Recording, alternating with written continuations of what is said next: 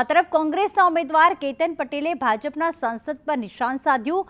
દીવમાં રેલી દરમિયાન ભાજપના સંસદને પાંગડા અને લૂલા ગણાવ્યા। આપણો ભાજપનો સંસદ પાંગડો લૂલો છે તેવું કેતન પટેલે કહ્યું। ભાજપના સંસદથી કશું થતું નથી। દીવ દમણના દીકરા દીકરીને સરકારી નોકરી નથી મળતી। દીવ દમણ લોકસભા બેઠકના કોંગ્રેસના ઉમેદવાર છે કેતન પટેલ કે જેમણે ભાજપના સંસદ પર નિશાન સાધ્યું। દીવ દમણના લોકસભાના ઉમેદવાર કોંગ્રેસના ઉમેદવાર અત્યારે કેતન પટેલ છે તે દીવમાં છે, ડોર ટુ ડોર પ્રવાસ કરી રહ્યા છે, લોકો સુધી જઈ રહ્યા છે, પોતાના મેનિફેસ્ટો લઈ અને લોકો સમક્ષ તેઓ જઈ રહ્યા છે। ત્યારે અત્યારે કેતન પટેલ દીવમાં છે, તેની સાથે વાત કરશું। ત્યારે ડોર ટુ ડોર અમે જઈ રહ્યા છે તો એટલી બધી સમસ્યાઓ છે અને સમસ્યાઓનો પોટલો છે। ખાસ જે મોટી સમસ્યા છે એ સરકારી નોકરી, કોઈને સરકારી નોકરી મળતી નથી। અમારા યુવાઓને સરકારી નોકરી નથી મળતી। બહેનોને જે પેન્શન બંધ કરી દીધું છે, વિધવા પેન્શન, વિકલાંગોનો પેન્શન બંધ કરી દીધો છે, એ મોટી સમસ્યા છે।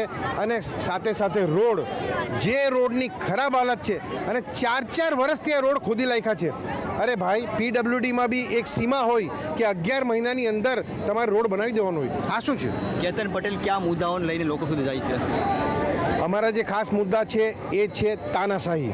અહીંયા જે તાનાશાહી ચાલી રહી છે એ તાનાશાહીને નેસ્ત નાબૂદ કરવા અને અમે જે વોટ માંગી રહ્યા છે એ તાનાશાહીના ખિલાફ વોટ માંગી રહ્યા છે। અમે જે વોટ માંગી રહ્યા છે એ અમારી વિધવા બહેન હોય એનો પેન્શન બંધ કરી દીધો, એના માટે વોટ માંગી રહ્યા છે। અમે વોટ માંગી રહ્યા છે જે આ હોસ્પિટલમાં પૈસા લઈ રહ્યા છે, સરકારી હોસ્પિટલમાં। કેતન પટેલની શું કહેવાય કે લડાઈ છે તે ભાજપના ઉમેદવાર સામે છે કે ભાજપ પક્ષ સાથે છે, અથવા તો અપક્ષનો ઉમેદવાર સામે છે લડાઈ? ના, અપક્ષ ઉમેદવાર ક્યાં છે જ નથી। હું તમારા માધ્યમથી લોકોને એટલું જ કહીશ કે અપક્ષ ઉમેદવારને ઊભો રાખવામાં આવ્યો છે। અપક્ષ ઉમેદવારને પહેલાં બી આ જ કર્યું હતું આ લોકોએ, ભારતીય જનતા પાર્ટી, અને ભારતીય જનતા પાર્ટીની બી ટીમ છે। મારી લડાઈ ભારતીય જનતા પાર્ટી સાથે છે। ભારતીય જનતા પાર્ટી છેલ્લા ટર્મથી અહીંયા દીવ દમણમાં લોકસભાના ઉમેદવાર તરીકે તેઓ જીતીને આવે છે, તો તેની 15 વર્ષમાં મોટી નિષ્ફળતા તમે કોને ગણાવશો? બિલકુલ સાંસદની અને ભારતીય જનતા પાર્ટીની।